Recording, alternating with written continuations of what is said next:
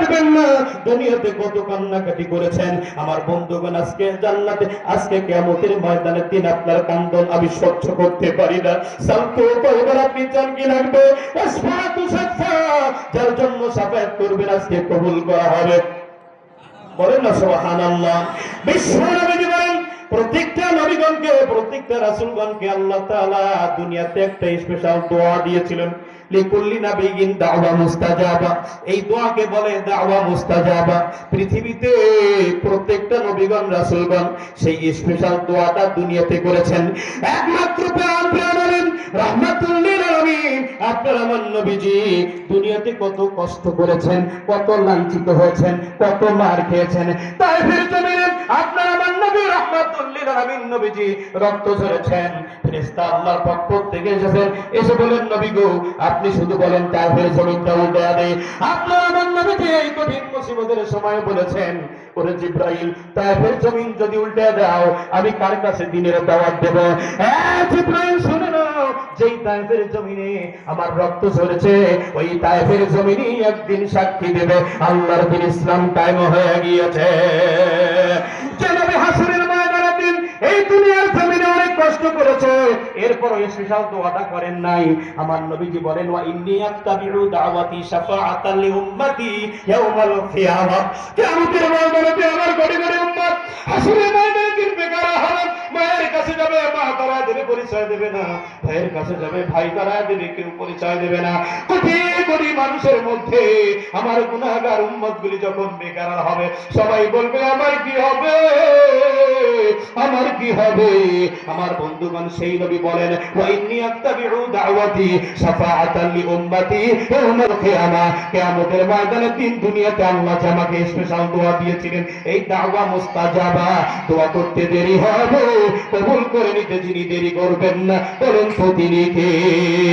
এ উম্মতেরা শোনো,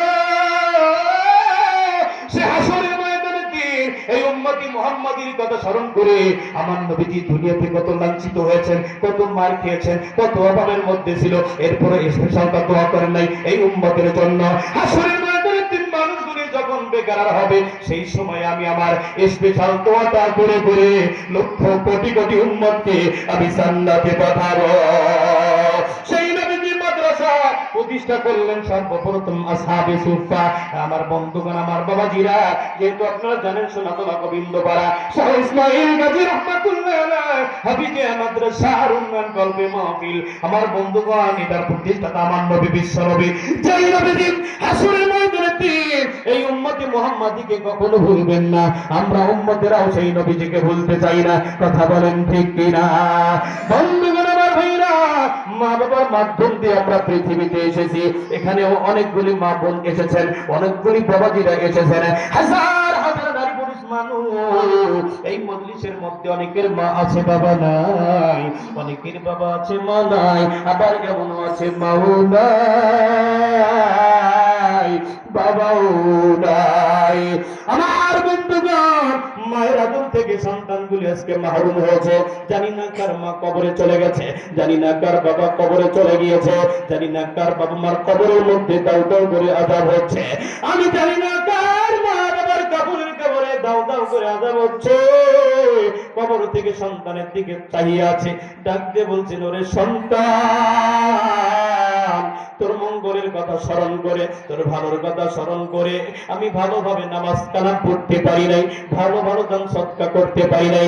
আজকে এই কুরআনুল কারীমের তাফসীর মাহফিল থেকে ডাক দিচ্ছি। আল্লাহর নবীজি বলেছেন না সাদাকাতু তারুদ্দুল বালা, দান সদকা করলে বালা মুসিবত দূর হয়।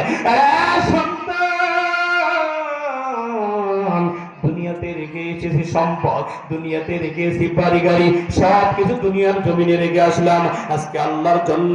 আল্লাহর নবীজির ঘর মাদ্রাসায় আমার রূহের মাগফিরাত উপলক্ষে সদকা কর। কাফনের কাপড়ে আগুন ধরে গেছে, আমি আযাব সহ্য করতে পারি না রে সন্তান। তোর তুই ছোটবেলায় কতবার আমার কাছে বায়না করেছিলা, মা এইটা খাবো না ওইটা খাবো, এইটা দাও ওইটা দাও, কত আবদার পূরণ করেছি। নামাজ পড়তে চাইতে ধরেছিলাম, প্রস্তাব করে দিয়েছস, পায়খানা করে দিয়েছস, আমি নামাজ পড়তে পারি নাই। আজকে আল্লাহর দরবারে আসামির কাঠগড়ায় দাঁড় হয়েছি। আরে সন্তান, আল্লাহ তো কোরআনুল কারীমের মধ্যে ঘোষণা দিয়ে দিয়েছেন, ইন্নাল্লাযীনা ইশতারা মিনাল মুমিনিনা আনফুসাহুম ওয়া আমওয়ালাহুম বিআন্না লাহুমুল জান্নাহ। চিৎকার করে বলেন আল্লাহু আকবার। আল্লাহু আকবার। আল্লাহ রাব্বুল আলামিন বলেন, নিশ্চয় মুমিনদের জান, মুমিনদের মান আমি আল্লাহ রাব্বুল আলামিন ক্রয় করে নিয়েছি, বিনিময় ওয়াদা দিয়েছি জান্নাতের। চিৎকার মেরে বলেন আল্লাহু আকবার। মুমিনের জান, মুমিনের মান আমি আল্লাহ রাব্বুল আলামিন ক্রয় করেছি জান্নাতের বিনিময়ে। আরে বন্ধু, আল্লাহ রাব্বুল আলামিন, যে আল্লাহ রাব্বুল আলামিন আপনাকে আমাকে সম্পদ দিয়েছেন, যে আল্লাহ রাব্বুল আলামিন আপনাকে আমাকে সন্তান দিয়েছেন, ইয়াউমা লা ইয়ানফাউ মালু ওয়ালা বানুন, ইয়াউমা লা ইয়ানফাউ মালু ওয়ালা বানুন। আল্লাহু আকবার বলেন। আল্লাহ রাব্বুল আলামিন বলেন, সেদিন সম্পদ সন্তান কোনো উপকারে আসবে না। এই জন্য বন্ধু, আল্লাহর দেওয়া সম্পদ থেকে আল্লাহর রাস্তায় ব্যয় করলে আল্লাহ পাক বলেন, মান জাআ বিল হাসানাতি ফালাহু আশরু আমসালিহা।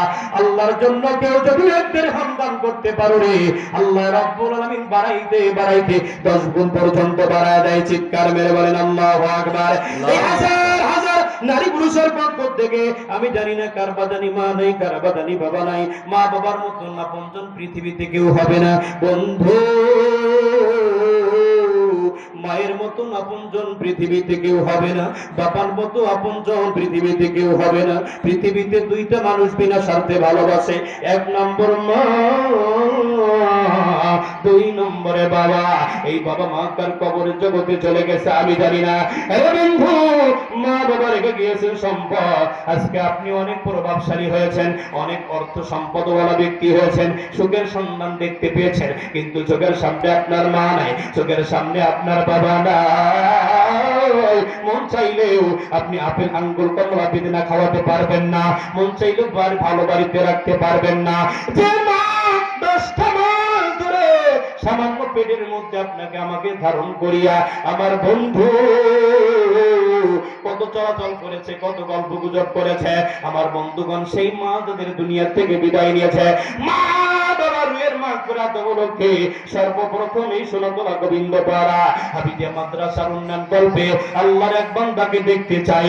আল্লাহ, নারী হোক পুরুষ হোক, এই হাজার মানুষের মধ্য থেকে একজন ব্যক্তিকে সর্বপ্রথম আপনার নবীজির মাদ্রাসার জন্য মায়ের নামে 5,000, বাবার নামে 5,000, আল্লাহ তাআলা পৃথিবীতে 10 জন সারায় মুবাশশিরা সাহাবীকে জান্নাতের সনদ দিয়েছেন।